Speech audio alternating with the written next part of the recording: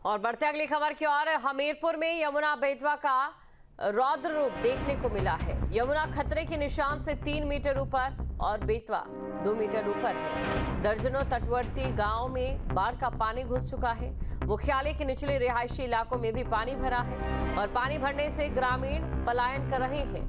यमुना खतरे के निशान से 3 मीटर ऊपर है, बेतवा 2 मीटर ऊपर। दर्जनों तटवर्ती गांव में बाढ़ का पानी घुस गया। माता टीला बांध समेत जो अन्य डैम हैं उनसे पानी छोड़े जाने के बाद जहां एक ओर यमुना और बेतवा दोनों ही नदियां खतरे के निशान से 1 से 2 मीटर ऊपर बह रही हैं, तो वहीं अब जनपद मुख्यालय से सटे हुए तटवर्ती इलाकों के सिवा मुख्यालय के इलाकों को भी पानी ने अपनी जद में ले लिया है। हम तस्वीरें दिखाएंगे कि जो तमाम तटवर्ती इलाके थे पानी उसमें प्रवेश कर चुका था, लेकिन अब देर रात जो मुख्यालय के इलाके हैं, मुख्यालय से एकदम सटे हुए मोहल्ले हैं, वहां पर भी जो सड़क है उसके ऊपर पानी आ चुका है। यह सड़क मुख्यालय को आसपास के जो तमाम गांव हैं, डेरे हैं, उनसे जोड़ने का काम करती है। यही सड़क आगे नगर पालिका क्षेत्र के ही मेरापुर और भिलावा तक जाती है।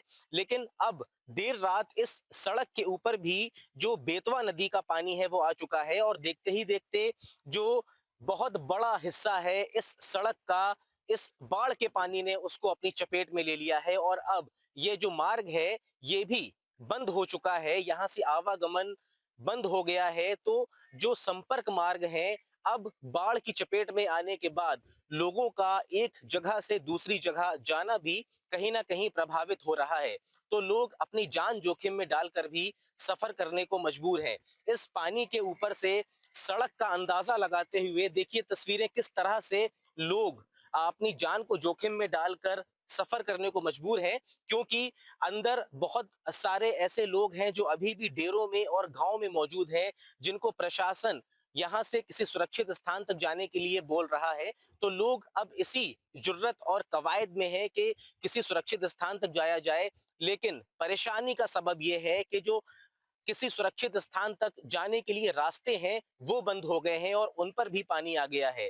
तो इस बाढ़ की विभीषिका ने जनपद हमीरपुर मुख्यालय में भीषण तबाही जरूर मचाई है। तो वहीं बाढ़ के अलावा देर रात जो बारिश है वो भी अपना कहर बरपा रही है। जहां देखिए इस बुंदेलखंड में वहां पानी ही नजर आ रहा है। हमीरपुर से सैयद उस्मान, न्यूज स्टेट। जनपद हमीरपुर मुख्यालय के तटवर्ती इलाकों को अब पूरी तरह से बाढ़ ने अपनी जद में ले लिया है। आलम यह है कि यमुना और बेतवा दोनों ही नदियों के उफनाने के बाद अब जो जनपद मुख्यालय से सटे हुए इलाके हैं, तटवर्ती गांव हैं या मुख्यालय के इलाके हैं, उनके रास्तों में पानी आ गया है और आधी रात को लोग पलायन को मजबूर हैं। हम जनपद हमीरपुर मुख्यालय से सटे हुए एक इलाके में मौजूद है जहां रात का तकरीबन 2 बज रहा है और हम अपने पीछे नजारा दिखाना चाहेंगे कि आधी रात को अब लोग अपनी गृहस्थी का सामान यहां से निकालने को मजबूर हैं और जिसके पास जो भी साधन मुहैया है, लोडर है या रिक्शा ही है, तो उसके माध्यम से लोग अपने गृहस्थी का सामान, अपना राशन और अपने छोटे छोटे बच्चों को आधी रात इस बाढ़ के दंश के बीच और आसमान से बरसती बारिश के बीच किसी आश्रय स्थल तक जाने को मजबूर है। हमारे पीछे ये रिक्शा है और इसमें जो है जो तमाम गृहस्थी का सामान है ये आप देख सकते हैं कि किस तरीके से अब जो पलायन है वो आधी रात को यहाँ पर जारी है। लोग अपने छोटे छोटे बच्चों को आधी रात को ही यहाँ से किसी सुरक्षित स्थान तक ले जाने को मजबूर है, क्योंकि जिला प्रशासन ने भी एक अस्थायी आश्रय स्थल बनाया है। वहां लोग जा रहे हैं, वहां भोजन इत्यादि की व्यवस्था भी की गई है। लेकिन आधी रात को बाढ़ के दंश के कारण अपना आशियाना छोड़ने को लोग मजबूर हैं। ये बताइए कहाँ जा रहे हैं अब आप?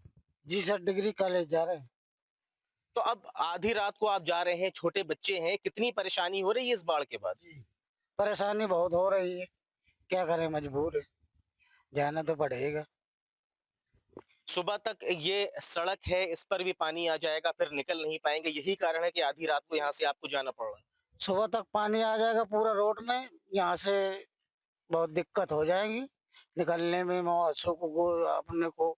इसलिए रात में कुछ सामान डाल जाएंगे, कुछ अभी आ रहे हैं तो कुछ ले जाएंगे, फिर जानवर ले जाएंगे, बकरी बंधी है अंदर, वो ले जाएंगे। अभी आ रहे हैं इतना सामान रख के घर से। हमीरपुर से सैयद उस्मान, न्यूज स्टेट। जहां भक्ति है हर शब्द में, कथाओं में छुपे हैं दिव्य रहस्य और ज्योतिष देता है जीवन को दिशा। धर्म से जुड़ी हर बातों को जानने के लिए हमारे चैनल स्तुति को सब्सक्राइब करें। चैनल पर जाने के लिए इस लिंक पर क्लिक करें।